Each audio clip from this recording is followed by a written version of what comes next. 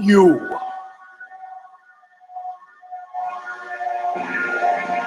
are now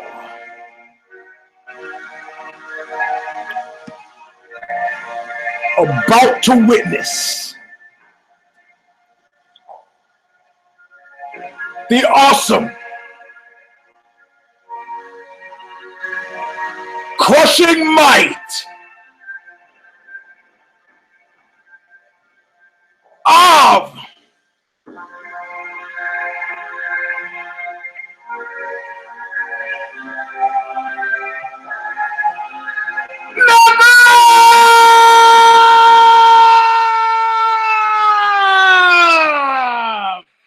Woo! Oh, I'm dizzy, boy. Woo! Hold that note for too long, it starts to come a dead on you. Welcome, my friends, to a show that seemingly never ends. Knuckle Up number 293. I am your host, Eugene S. Robinson. The S stands for Secret Squirrel.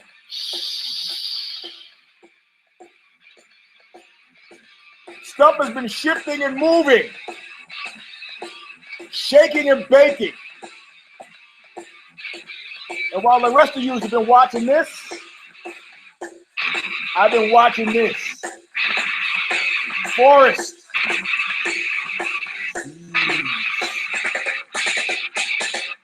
Trees. But first, Bob Riley, Stigmata, calling it a just. So I'm just going to intro all of nothing, the words that say it all. I'm on my way back nowhere. But I could not see so clear. Get a real good look at you. I'm taking a real good look at your face. Will be in payback and for always nothing. All right, my friends. Man, that guy got reamed. My friends. Yeah, if those of you who don't know, that's a pickup from John McCain. My friends. Man, he got reamed. It couldn't happen to a nicer guy, I'm guessing, but he got and is routinely getting reamed.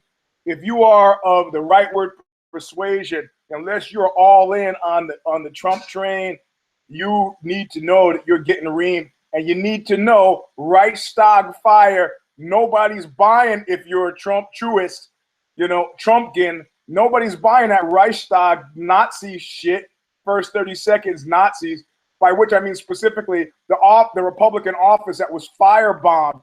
Nazi Republicans. Are you really expecting? Are you really expecting us to believe that Hillary supporters spray-painted Nazi Republicans on the side of your thing and firebombed it? Stop it. Stop it. The language that's being used, look, I don't know how many of you have been in the middle of a riot. There's certain things that if you want the real kind of elemental nature of humankind, you want to get deep into the bones and sinews of humanity, you must experience a few things. You must experience a riot, and you must experience gang violence where you're on the receiving end. I guess that would be specifically mob violence when you are on the receiving end. You haven't seen the worst of humanity until you see that mob mind, Day of the Locust, Nathaniel West shit happening. Like the last few pages of that book, Perfume, Patrick Susskind's book. Don't see the movie first, read the book. So, the Nazis are like, oh, things are chaotic. It's a disaster. Hitler's a disaster. There's street fights. They gave the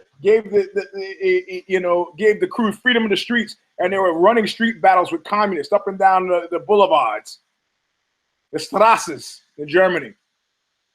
So they firebombed this fucking Republican office in North Carolina. And you know what?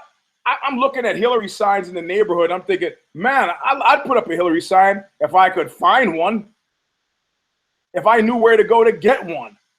I have known for months I was going to vote for Hillary. Months. Can't find it. Yet I'm going to find a Republican center and spray paint Nazi Republicans on the side to fuck the language that's being used. You cannot use this language casually. You cannot use it fucking, hey, get off of that couch! The cat is scratching the couch. So $800 to upholster the couch. Yeah, the cat's deaf, can't hear me, but he felt the vibrations. So so they start this fire. Oh, the communists are out of control. You know, and it enculturates people. It enculturates people to a kind of violence, the language of violence that they under normal circumstances. You know, if I was like, man, that guy at Safeway screwed me out, my change is wrong. And you said that to me, and I were to say to you, let's go firebomb it. You would say, Eugene, that's just a bit of a fucking overreaction. But if I kept up a steady drumbeat for months and months, hey, have you had the experience of actually, I talked the guy into a fight. I think it's called instigating a fight. And when it actually broke out in a fight, I was shocked and appalled because it was two friends of mine fighting. And right when I thought I was safe, when I thought it was clear that they had forgotten that I had done it, I felt really bad. The guy who got the worst of it looked at me and goes, thanks, Eugene. It's like, hey, man, you know, you were almost out of the fucking woods there. I tell you what happened. There was one guy, he put his radio inside the locker, and he's playing it. And the other guy kind of bumps a locker, a friend of mine, both friends on the other side, bumps it in his radio. He goes, hey, watch out, you're bumping my fucking radio. And I walk around the other side. I was like, are you going to take that? Fuck that guy. You can bump that fucking locker as much as you want. Better take that abuse from that guy. Go ahead, do it. And so my friend goes, okay, he shakes it. And the guy on the other side says, hey, I told you I got my radio in the fucking locker. Easy on the locker. And I'm literally walking back and forth. Bernard was the guy's name. He was like 6'6", a big guy, which is why what happened. And I was like, hey, man, that guy's fucking with you. You know, he's fucking with you. You know, all you're trying to do is play some solid rock tunes, and the guy is fucking with you. And so I walk back over to Jack. I go, man, he's laughing on the other side. You know, what kind of, are you a man or are you a fucking mouse? So Jack pushes a locker. Eventually, they both step into the aisle. He's like, what the fuck is the problem? I told you I got the radio. He goes, well, you know, and Bernard now has to do something. So he grabs Jack Ponomarev. What he doesn't know is that Jack Ponomarev was also known as the Battling Russian. His parents moved him to the Lower East Side from Russia when he was like 5. Back when the Lower East Side were blocks and blocks of Puerto Ricans with knives and sock and pool balls in socks. You would get fucked up. Not me, of course. There are enough black Puerto Ricans. So generally, I told you a story about how I would have been stabbed to death by 6 Puerto Ricans on a tenement stairwell at night. I'm not going to go into it now, Donna Shalala. I got something I really want to get to. But so he grabs Jack by the collar, and Jack is like, I told you I don't want to fight. I don't want to fight. I don't want to fight. And it's just about to wind down. And just as Bernard's about to let him go, he goes like this. He could have just let him go and turned back to his thing, but he had to like give the push and the of contempt, and that was it. Jack flipped out, bing, bing, bing, bing. And if you've never been up close to somebody who really knows how to fight, fuck, it was amazing. And he put Bernard on his ass, and he stood over him and said, I told you I didn't want to have to fight. Bernard's face is all fucking fucked up. And I was like, hey, this is no way for friends to act. Come on, cut it out. And that's when he stands up and Bernard looks at me and goes, thanks, Eugene. It's like, hey, man, I was just fucking around. You guys. So you know what? Trump will be doing the same thing when on November 9th, America is fucking in flames. And this is when I think Trumpkins will figure out very quickly and in short order that there are not as many of them as they'd like to think. Like that time I was down by the leather bar in San Francisco, and these guys come around the corner in a pickup truck. Let's get the faggots. Hey, man, it's a leather bar. Yo, it's muscle dudes, Jack. And they're like, yeah, they got the baseball bats, and they see like these muscle cats coming out. They're like, They probably took a turn to the transgender place afterward. You know, you guys gonna drive all the way here from fucking East Bay to beat up homosexuals? Are you kidding me? Are you kidding me? What's happening in your mind? So, you know, Trump will be sitting around in the tower November 10th, you know, while the streets are aflame with people who thought that they were there was an army of them, and discovered that, you know what, no matter how big your army is, it doesn't weigh more than Russia. Oh yeah, the police are out there. They're on our side. They're wearing Trump hats. How many police? And what police departments? Maybe in Alabama, not in Jersey, baby. So you know, you have this, like, and at this point now, it's because there's nothing else to be done. We're not talking about foreign policy. We're not talking about domestic policy. We're not talking about education, healthcare. We're not talking about anything except pussies and the grabbing of pussies, which is as it fucking should be. He's not even trying to change the discussion, because he knows that is now the 800-pound fucking gorilla in the room. Is this the guy that you want to give unlimited power to? The guy who's used his power so incredibly badly? Is that who you want to give it to? And what he is shocked is that, like any seducer, he is shocked at the distance that's now emerged between the public face and the private face. Now, if you were suddenly to pick up People magazine and find out that Brad Pitt is a horn dog, you wouldn't be surprised. He's a fucking handsome guy, attractive, appealing. Seems like it goes with the territory. It's hard to imagine. Nobody's wanting to fuck Donald. If you think about it, and you don't want to think about it for too long, you don't even believe that Melania wants to fuck him. There's something wrong with, and if you think the nature of male sexuality, or fuck that, sexuality, period, you know, oh, this was a long time ago. So do you really expect us to believe this wasn't happening in 2012, 2013, 2014? This is a guy who's putting his energy, like Travis Bickle said, in the wrong places. And it's no mistake I brought up Travis Bickle. No mistake at all.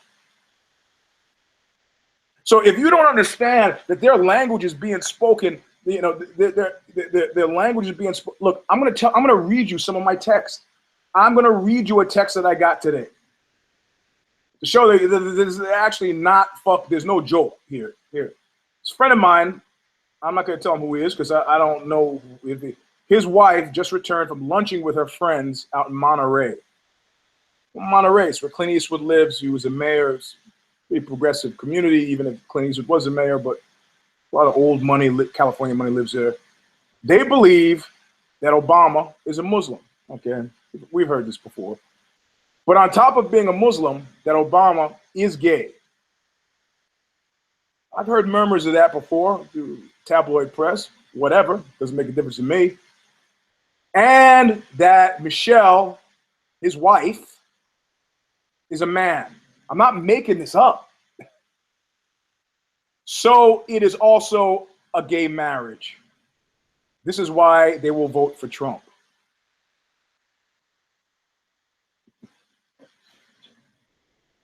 Now, this is not a political show. I'm not on this show to talk politics. Excuse me. Yes, I'm not shaving. I gotta give my face a break.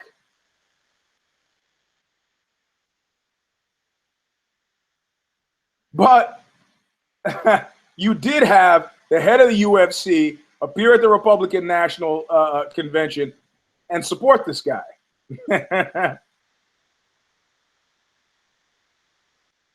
But nobody is holding it against the bald one at all. We're not holding it against the bald one because we understand, to a certain degree, political expedience. It's like, you know what?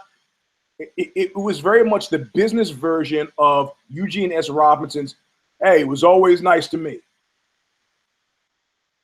Oh man, Charlie Manson, he was a crazy fucking killer. Well, if you go to Ozzy.com and you read Charles Manson and Me, you can see in my past dealings with Charlie Manson, always nice to me.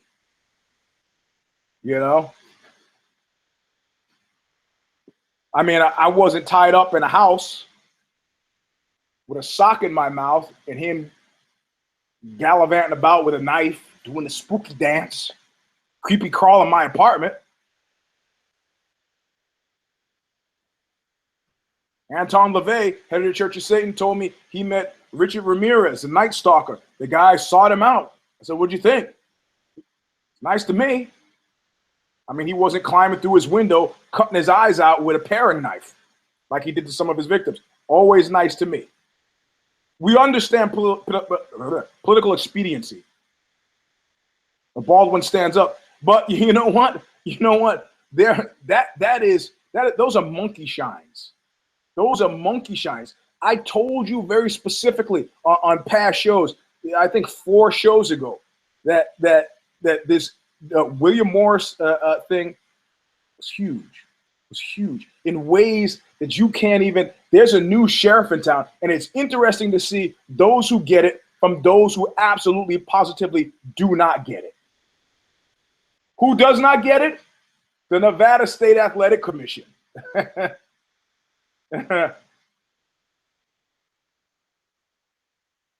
They don't get it. They don't get now that WME is now the owner, that there's no need for them to ever go back to MGM Grand. Ever, ever, ever, ever. Any fight that you could have in Las Vegas, you could have in Los Angeles. With their celebrity investors, Ben Affleck and Matt Damon, and there is no need. And if you don't think, you know, it's like you want to look at certain canaries in the coal mine. The reason why people are like, oh man, Connor, he loses. Is he lost battalion? You know, there is a certain level of awareness. He calls himself Mystic Mac, and he refers to himself as Mystic Mac specifically because his ability to see into the future. He says it's not seen in the future. Jake LaMotta once said that he was in the fight book, and he's got on record saying this other places, but he said, look, it wasn't, you know what taking a punch meant? He goes, I got great peripheral vision. I can see my fingers. Well, I can't right now. So he goes, if I'm responding to a punch, to a headshot seconds before that headshot registers, then I'm doing all right. I'm fundamentally doing all right because I can adjust, right? If you don't think Mystic Mac, I mean, one of the more charming things about him is that he is, you know, through dint of it could have been, you know who I see this a lot with? Kids from fucked up upbringings. Because you realize that violence strikes suddenly and without warning for those who aren't paying attention. And if you are paying attention, you recognize the signs and you are so you become super sensitive and attuned to things. Whether it's dad coming home and the way he drops his briefcase in the door and you know somebody's getting a beating, or tonally, you know, if a kid's divorced, you develop a certain emotional sensitivity, some would say an oversensitivity to the possibility of things being fucked up. You read Harley's book, A Hardcore Life of My Own, and he's even to this day, habits that he's picked up that I also share, like Dr. Dre says, if you see me on a solo trip, believe that I'm strapped. Never am I. They laugh at me when I go to jiu-jitsu because I'll say, I'll get on the mat to roll. Oh, sorry. And I got to take my weapons off of me before I can roll. I'm strapped going to jiu-jitsu. How deep does your level of paranoia? Well, if you had early life trauma, that shit stays with you. And if you develop like a sixth sense about things. So when Mystic Mac says $150,000, good luck getting that money. What are they going to do now? Says, well, man, you can't really fight in Vegas until you pay that money. I'm not paying shit for throwing a bottle. Fuck you. Let's fight in LA. What's MGM Grand going to book there? David Copperfield? Steppenwolf? Jerk du Soleil? The adult version? The Red Shoe Diaries? Thunder Down Under? What the fuck are you going to use to get the money off the rubes that's going to fill that arena? And those who have it, he said, okay, we're not going to have any 2-division belts here. Well, since when, bald one? Since when? You know the guy's been angling for this forever. What the fuck are you talking about? Are you purposefully? Well, too smart of a guy for this to be accidental, I'm guessing. You know, I'm going to plot out, I'm going to sit here with a sheet of graph paper, and I'm going to plot out plot points to the story that we're now calling $4.2 billion of UFC excitement. For my 5-year plan, SWOT analysis, strengths, weaknesses, opportunities, and threats. Already, we have, who was texting me about Chris, here, I'll read you some of Chris Weidman. Chris Weidman has had some crazy, here we go. Chris Weidman, here you go. Did you hear Weidman on the Hawani show? Pure Lost Battalion talk.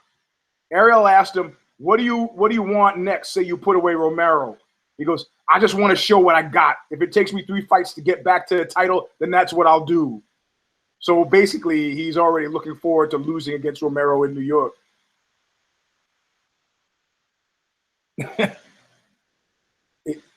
A clearest indication of what you're going to do is what you've done, even though past results and have no connection to future performance. You know what? They're Skeen, S-K-E-I-N, and you're Skeen. How do you pronounce that? There's very little play left in that Weidman Skeen. Skeen. Very little. Where is he going to go? Where is that road turn? Win or lose against Romero? You know what? You got a speed bump. And if you think that Bisping is going to turn around and let you get close, you'll remember something right quick. You're no Honda. You are no Honda. And if you don't think somebody needs to get a hold of Amanda and say, yeah, you know, yeah, they think that you're just an easy way to get the belt back to Honda. You need to talk to Henzo right now. Right now, talk to Henzo. The man who fought with his arm broken. When Todd Hester used to be the editor-in-chief of Grappling Magazine, said, hey, man, what did you – and Henzo looked at him and looked like he was crazy. He goes, my kids were in the audience. Amanda Nunes absolutely, positively, without a shadow of a doubt, cannot lose to Honda. Cannot lose to Honda. Not, you know, was she gonna roll out that arm bar and you're gonna tap out and you're gonna live with yourself? Like I used to say at jiu-jitsu, if that happens to you, run out into the middle of the street and throw yourself under the wheels of the first truck you can fucking find. Because how did you know that was not coming? Holly gave you a roadmap. Keep the hips away, stay off the ground, and mix up the punches and kicks. You should be able to do this. Especially somebody who's, you know, horse shy. So you know, Bisping is way, well, there's enough depth in middleweight. He doesn't have to do it. And nobody wants, because Weidman doesn't factor into a WME future. So if you're like, when I was a kid, I used to like Benny Hill. And I said the best thing about Benny Hill was that if you got somehow confused with a joke, you walked in the middle of a joke, or you didn't really get it, or somebody talked over it, all you had to do was reference it to smut. And you got that was a punchline for every Benny Hill joke. Him and Jackie Wright. The little Scotsman. That'd be great. How'd you like to be Jackie Wright? Hits it big when he's like 86. Actually, that's terrifying. It's like Bukowski working. You know what? What's amazing about Bukowski is that he was as mellow as he was. I guess that was what they mean when they say drunk. Because there's no way that I'm working in the post office for 20 fucking years and then hitting it big and then I'm happy about it. There's a famous author, Eugene Robinson. who worked for 20 years in Silicon Valley for fucking poverty wages, and then he hit it big. Even though he put out 3 other books, he hit it big finally with his new book. How do you feel, Mr. Robinson? Fuck you. That's not a way to talk on national TV. Go blow me. Well, you seem to be having a bad attitude. You should be happy. If a man is in a hole for 55 fucking years, what do you expect his attitude to be like when you reach down and give him a hand? That's what it's like. Oh, thank you so much for getting me out of the hole. Where were you 30 years ago, you prick? So, by way of saying, you know, if you haven't seen Power Moving, Chris Weidman, sorry, Charlie. They want tunas with good taste, not tunas that taste good. Or the other way around. Connor McGee had to, you put him in a position where he had to pull that shit up, put that shit up on the wall. Nevada State Athletic Commission, you're not getting that money. Not only you're not getting the money, bald one, you're not getting the belt back should I get the belt. These are plot points that build out extra fight scenarios in a way that's more credible than anything that the WWE ever cooked up.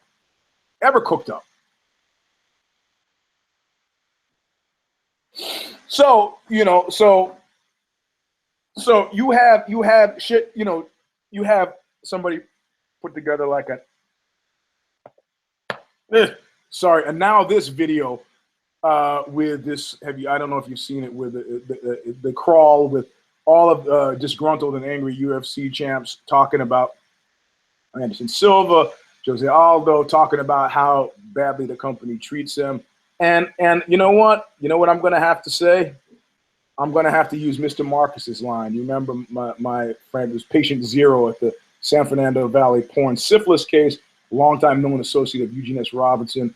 Porn star named Mr. Marcus, claimed to fame was the luckiest black man in America. Apparently not so much anymore, but where he had sex with 101 women or something in the video.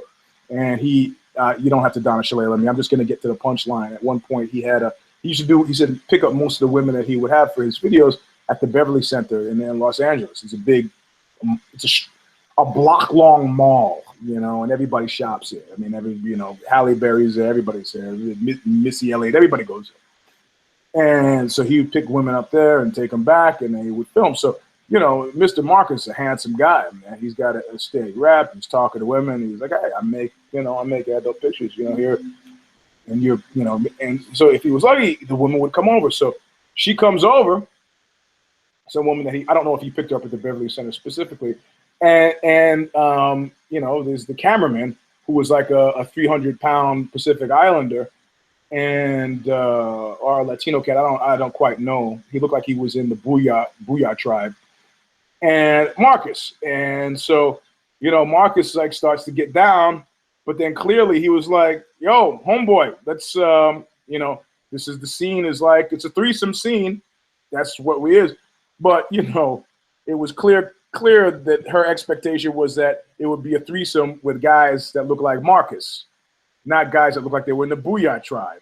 So she starts to go dead on camera, you know, like you could see like the shock set in, like I'm sucking cock for cash, and it just the weight of like, man, like how did I get, man? And she's just like in shock, and she's just kind of sitting there. You know, and the 300-pound guy is a very fat guy. He's like, you know, go ahead, do it. And Marcus realizes that he's got to address this on camera because things are going south. You don't even know it's captivating video because it's at this point not about sex at all. Something else has happened. And eventually she just stops the scene and she walks out. And Marcus looks at the camera and says, she knew what the job was when she took it. Come to my house, suck penis, and get fucked on video. That's a job. So, you know, the bald one fundamentally is, you know, his attitude, and certainly the attitude of the WME overlords is like, don't you understand? Or to paraphrase Minor Threat, you know, it's not fair. Life isn't fair. It's a drag, you know. The number of people who are disgruntled, who are in the NBA, the NFL, the NHL, the MLB, is higher than the number of people who are gruntled.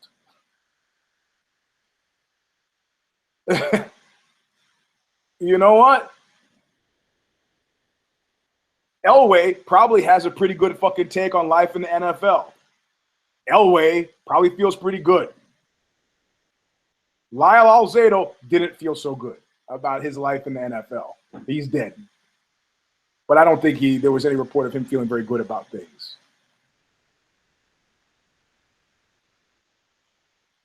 The vast majority of your coworkers, if you work in the UFC, hey, Dave Schaller, bye, Dave Schaller. You know, they talked about Aldrich Ames, the guy who American Spy. They go, this guy was not an ideological spy. This guy just hated his fucking job. He hated his job. He hated it. He didn't want to do it, didn't like it, didn't want to do it. He wasn't giving it up to shoot to America. He was just like fucking with his bosses. He hated it. Most people do not like their jobs. I could be projecting. I don't dislike my job. I get to write about stuff I like. You know, the things I dislike about my job are the things that I dislike about humanity. You know, blabbermouths talking while I'm trying to concentrate on the story. You know, these are things that if I was sitting in a coffee shop or I'm in a movie theater, you know how often I'm going to a movie theater, I feel like, shut the fuck up. I went to see Girl on a Train. And you have to pay for these expensive luxury seats now. And this couple pulls in late next to us, and they got blankets. And that's a sign right there. Yeah, it's cold in the theater, but you know what? You're not in your fucking living room. And they're on the phone. She's texting on the phone. The dude is sitting next to me, and she's on the far right side of him. And she's talking. The only reason I didn't go fucking ballistic is, one, because it was a psychological drama, so I had to be quiet to hear all the dialogue. And two, I could hear by her accent that she sounded maybe like she was Brazilian. That this is just, it's a cultural thing, whatever, and you know, whatever. I'm not gonna, but I'm usually quick to tell somebody in a movie, shut the fuck up, or at least at the very least go to the front desk and say at the end of the movie, go, I want my money back. It was ruined for me by these morons. Well, you should have told us during the movie. What? And missed the movie?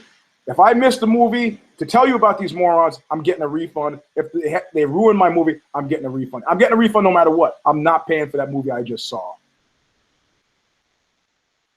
Anyway, the point is, the bald one should be looking at you like Marcus looked at the fleeing, crying woman like, what about penis in the mouth did you not understand?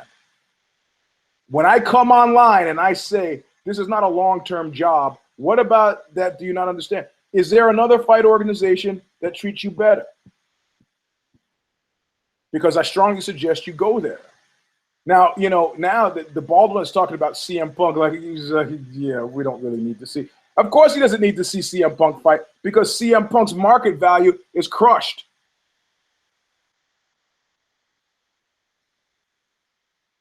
Crushed.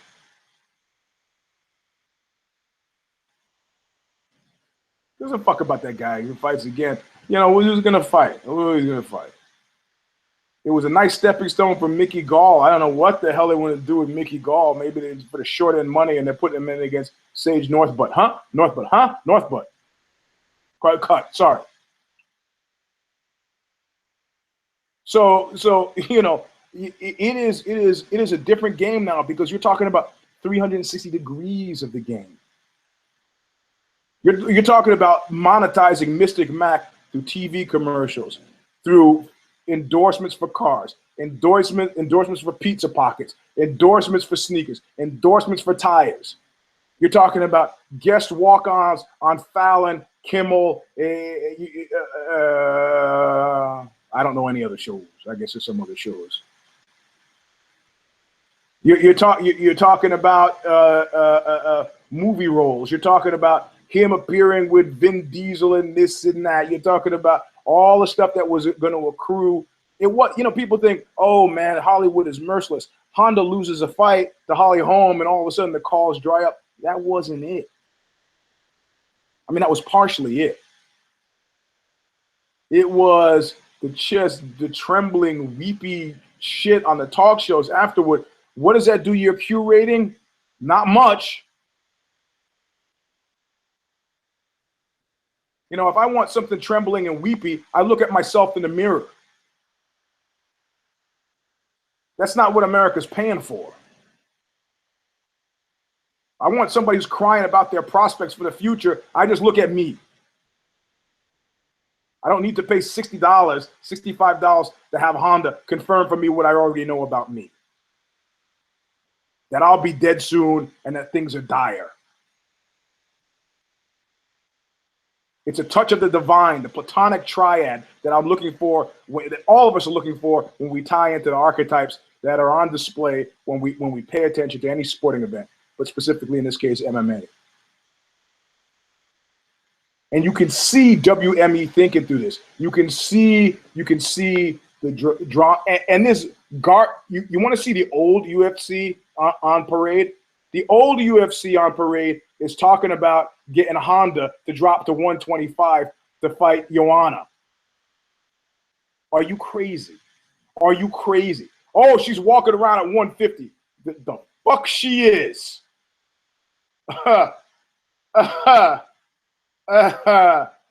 It's raining. No, it's not. It's urine. Don't piss on my head and tell me it's rain. Do not do this. I see it coming from your penis. She's no 150. I'm not like a circus act. I could put my hand on you and I can tell you how much you weigh. Within 4 or 5 pounds. I'm usually right.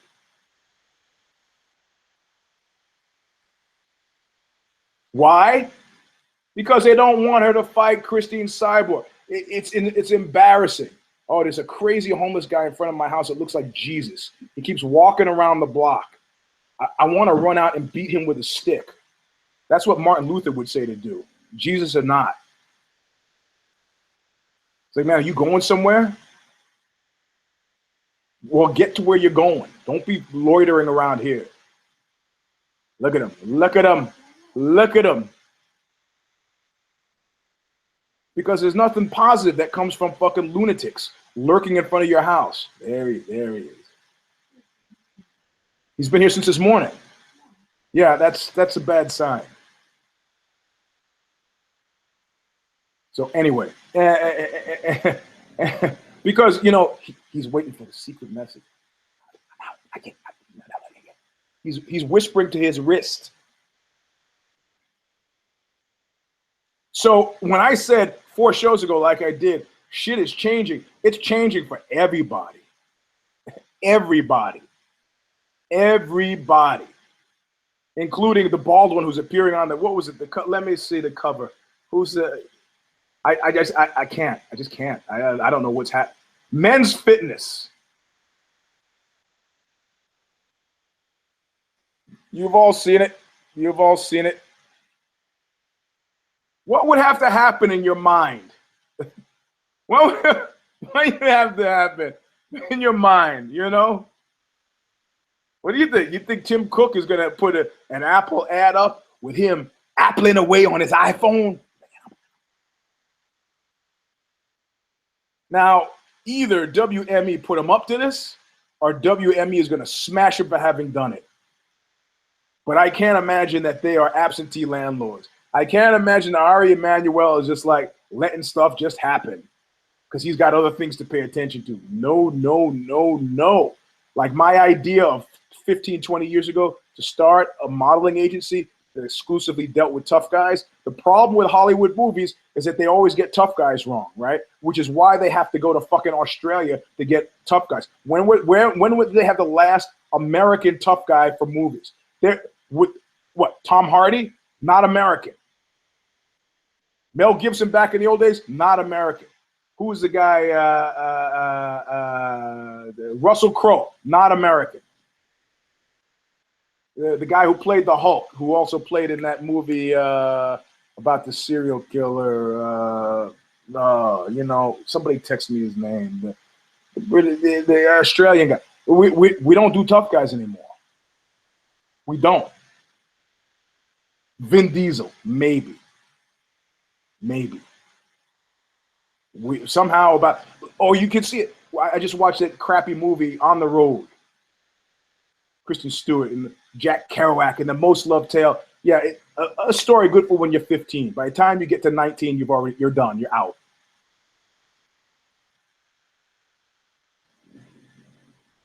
So, and they always they always hire like pretty boy Hollywood actor types.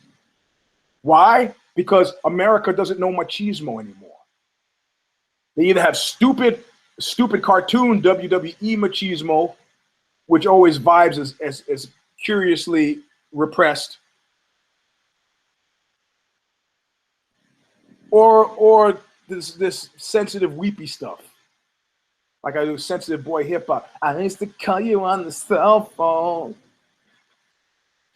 and you don't answer my calls anymore. Stop it.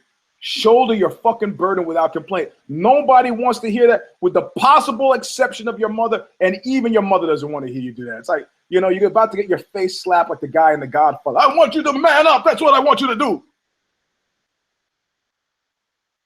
So, Jose Aldo, I understand the hot-blooded Brazilian thing, but you got to be smarter than that. To quote the famous Dillinger, I'm not talking about pound and a pence. I'm talking about dollars and cents. The smart people here are thinking fucking macro. They're thinking macro. It's like, I got 3 more years in the cage. How can I monetize my 3 years in the cage vis-a-vis commercials, vis-a-vis sponsored? Oh, yes, Reebok is preventing me. Reebok is not fucking attaching you from appearing in a commercial for Ford 150 pickups, are they? They're just controlling what you wear in the cage.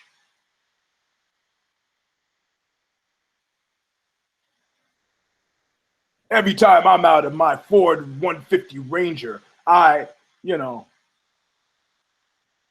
Q rating, baby, Q rating. Q rating. Everything that Mystic Max says, you should fucking listen to. You know who else you should listen to? Nate Diaz.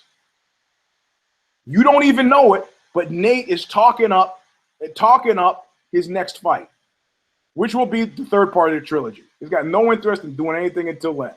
I got my $5 million. I got to secret it away from, I don't go to jail for tax evasion. And I'm living in Stockton. This will last me the rest of my natural born life. I got one fight. He's doing jiu-jitsu, but sports agent extraordinaire I've had on the show before. Spent last week rolling with him. I'll read you what he said about rolling with Nate. It's pretty interesting. He said it's pretty compelling. I got to go. I'm like 20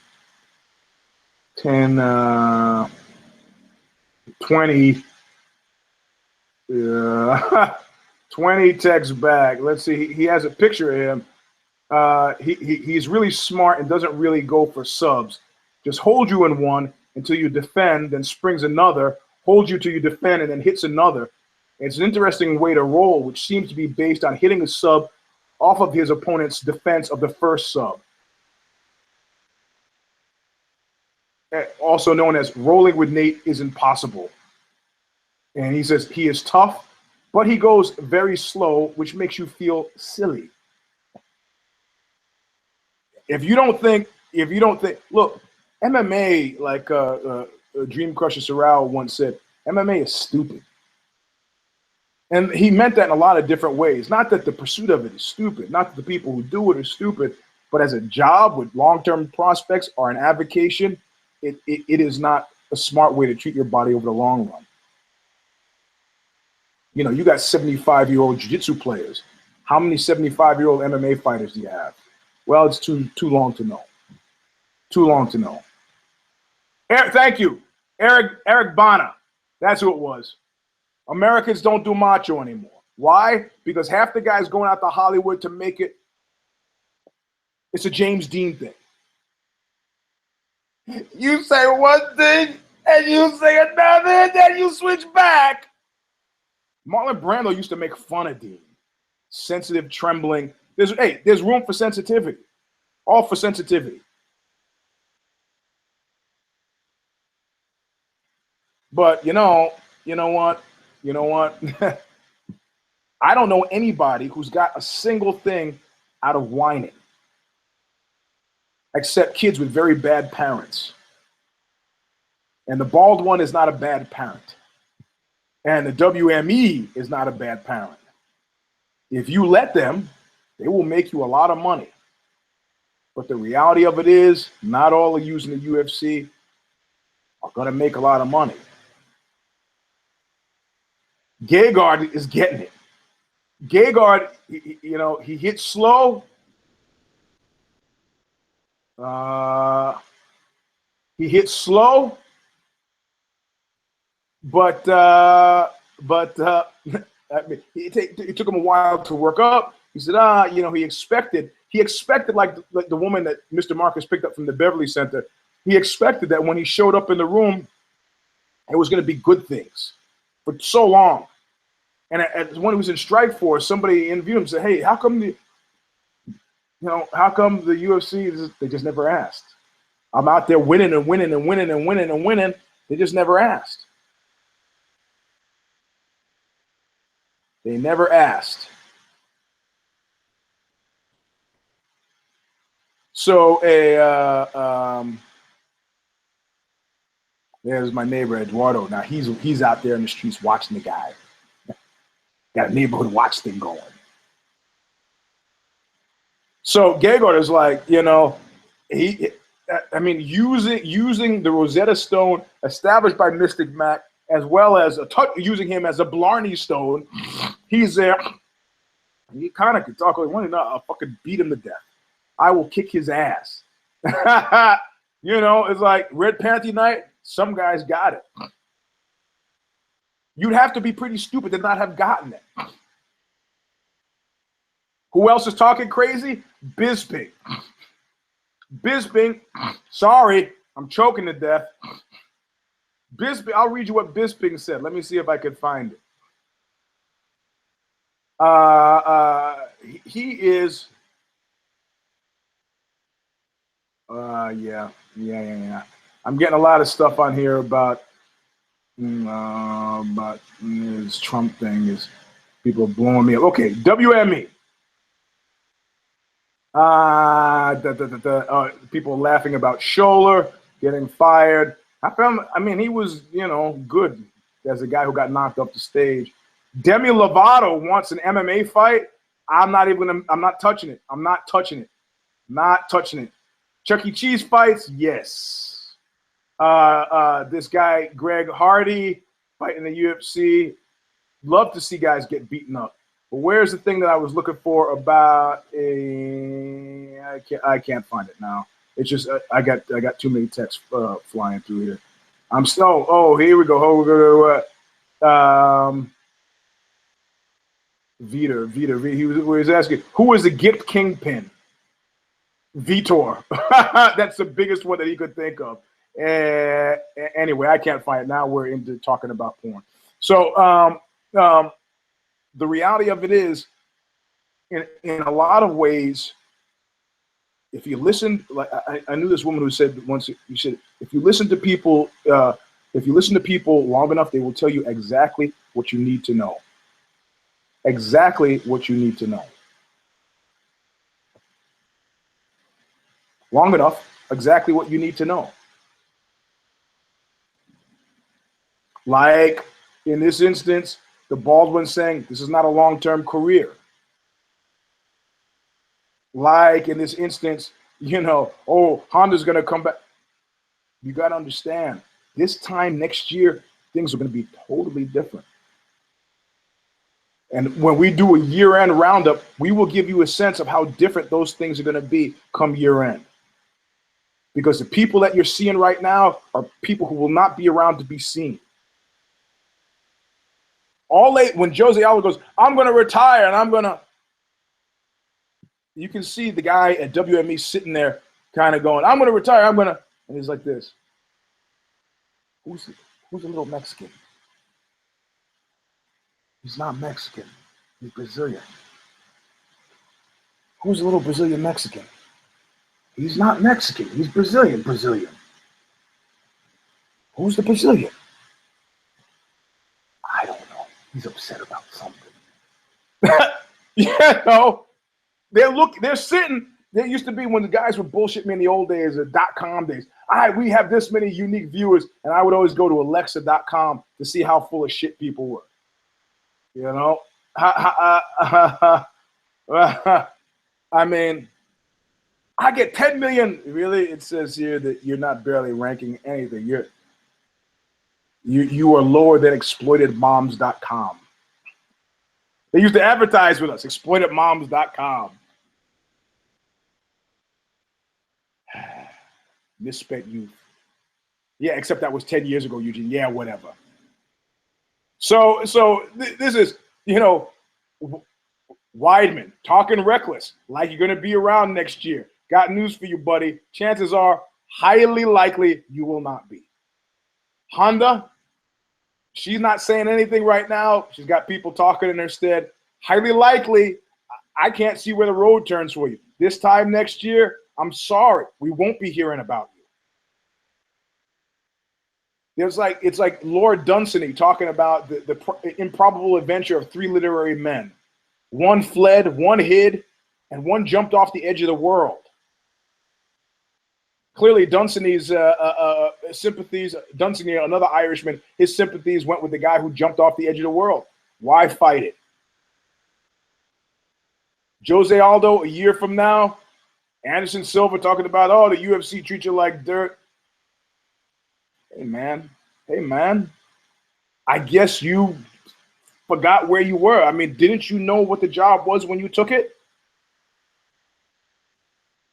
Outside of Sugar Ray Leonard, do you have anybody who is boxing who's got good things to say about boxing? Sugar Ray Leonard and Julio Cesar Chavez. And then how many boxers do you have? I used to work at Nikon Precision Inc., and the guy in my mailroom was a bronze medalist in boxing.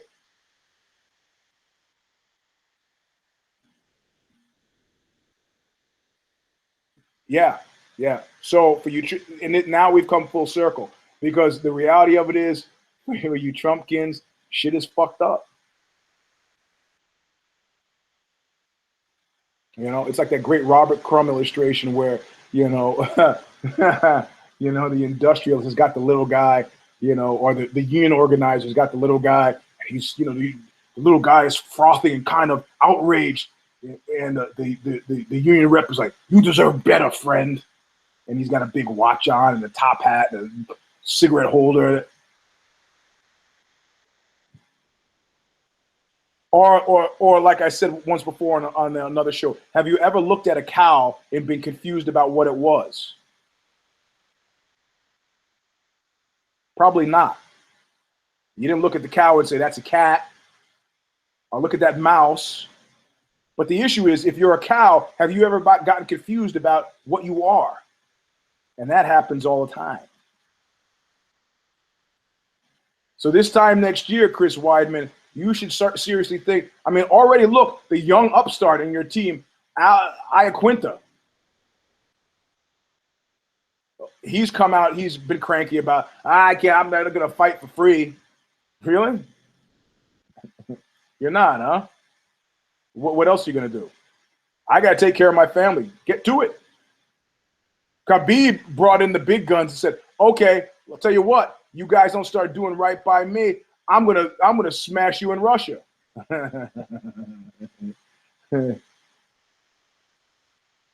I threatened a guy once who was mob connected. And it's a long story, which I've told in a past show, which I'm not going to tell again on this show in the interest of time. But I said, you tell that guy I'm going to cut his cock off and jam it in his mouth. Those are strong freaking words to say from anybody who's not connected to anybody who's connected, or forget about that. Those are strong words to say from any grown adult male to another grown adult male. I don't care what kind of steroid mania you were wrapped up in. Those are strong fucking words. And you got to be prepared to deliver on those words, or deal with the reality that anybody hearing those words, or those who are directed toward, will have to take you seriously once those words are existing in the air. And after I said it, I said, you tell him I said it. Make sure you tell him Eugene said it. And then about half an hour later, I was like thinking, what did I do? What did I do? At this point now, what you're trying to do is this. Figure out which way things are going. Look at Mr. fucking Connor Matt. Oh, if you're Donald Cerrone, I hate that guy. I got to hear his mouth running. Okay. I'm not saying you got to date him. That's not what I'm saying. Man, the cat box. I got the dog fart under one nostril, and I got the cat. Eugene Nostradamus. I got the cat box in this nostril and the Popeye's farts in the other nostril. It's a bouillabaisse of animal smells. It's like living in a fucking barn. It's liberating, is what I'm saying. I feel no compunction about being clean at all. So none of these people will be around in a year. And you wonder, like a young guy like Khabib, you know, I'm sure insofar as he exerts any influence on him at all, I'm sure Javier Mendez was like when I was making fun of a Hell's Angel and my 300-pound, very tough Pacific Islander cat blanched, went pale in the face. It was like, it's the big snake. I go, oh, maybe loudmouth Robinson overstepped his boundaries. Maybe he overstepped his boundaries. You know what? You learn more from life by keeping your mouth shut than by talking. You know? Definitely more in life by keeping your mouth shut. I just kept my mouth shut. It's been a lot healthier for me all around. Fortunately, he stopped me before I agree. So I'm saying these are the people we should put together a Christmas list before the year end, a holiday listing of people that we don't expect to see around this time next year. So a list of appreciations so they can know that before they scoot off to lives as personal trainers, that we really appreciate their contribution. I mean, you know, and you got a guy, you know, who was trying to fedorize himself in GSP. There's a certain point at which people are not going to care. So it's good that GSP doesn't care. He's wanting that Conor McGee money. Not for those last 5 fights you fought. No siree. I mean, it's really hard to believe that it's all coalesced around a Mystic Mac. But you have to understand what a Mystic Mac and a Nate bring to it is a whole old Hollywood adage of sincerity is everything, and once you got that faked, you got it made. Now, I don't like to talk about other hosts, but the ones that you like, in all likelihood, are the ones that you believe, were you to walk up to them right now, they would be exactly as they are on this air as they are face to face. And even the host I don't like, you know, I mean, I'm not going to mention any names, Arahwani. I get the sense that 5 minutes with him would wear very thin with me.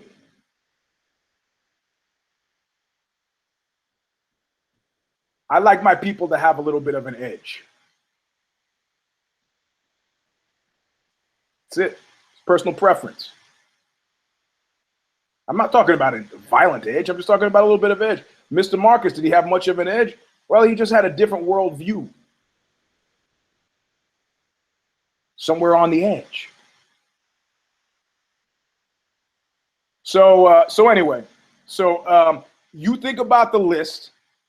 We're at round number 293. Text me or at Eugene S. Robinson. You can direct mail me through Twitter. Send me your list. But it is a large, long list. Did you ever think that you would see Anderson Silva so completely iced? Did you ever think that would happen? There's a couple things that Anderson Silva could do to revivify himself, none of which he will do. He could fight Chris Weidman for a third time. Nobody has any institutional stomach for that. But if he really believed and he could achieve, we would sign up for that. We don't really want to see Weidman fight anybody at this point but Rockhold. You know, a road. I don't even really want to see Honda fight Amanda Nunes. I want to fight him. We all know what the money fights are. But very frequently, money fights are the fights after which guys walk away and go home with nothing left vis-a-vis future career. And I am aware of the fact that it's like the 18th time I've used vis-a-vis. It's the cat smelling dog farts. It's confusing me. So you put together your list, send it to me. But I get like, okay, Gray Maynard, hey, Frankie, hey. These are names that when I mention them, you go, oh yeah, you expect these guys to be around 365 days a year for 365 days from now? You can be like, oh, you're not going to be around three. Correct. I will be burned up at round number 251. That is an indisputable fact. It's not my issue. This time next year, what? What? Who's still going to be around? You never thought you would see these guys iced. They're iced. Tito, nowhere. They got the Bellator coming up. Liam McGreary. Who? Liam McGreary. Who? Yeah. Phil, Mr. Wonderful Fight. Bellator is what it is. Every now and then the UFC will have to deal with them by stealing away a CM Punk, but it's completely a different thing now. People still go to McDonald's. People will still watch Bellator. Got it. Funky Ben Askren, where is he? Don't know. Where's he been? Don't know. Where will he be 365 days from now? It's a hard game, not a long-term career, the Baldwin says. Believe it. Anyway, that's the end of the show. I got to go. I got to jump in the shower. I'm going to go see a movie tonight with the kids. At Eugene S. Robinson on Twitter. Later on this week, if I did it, me and Alexi and Kid Nate, maybe not, maybe a special guest because Kid Nate is having some family stuff going on. So, and then I don't think there's a fight next weekend, so we don't have a Care Don't Care preview. So you got one more chance to see me this week. Anyway, we'll see you soon. Stay out of trouble. Don't get hurt. Stay alive. And look what you made me do!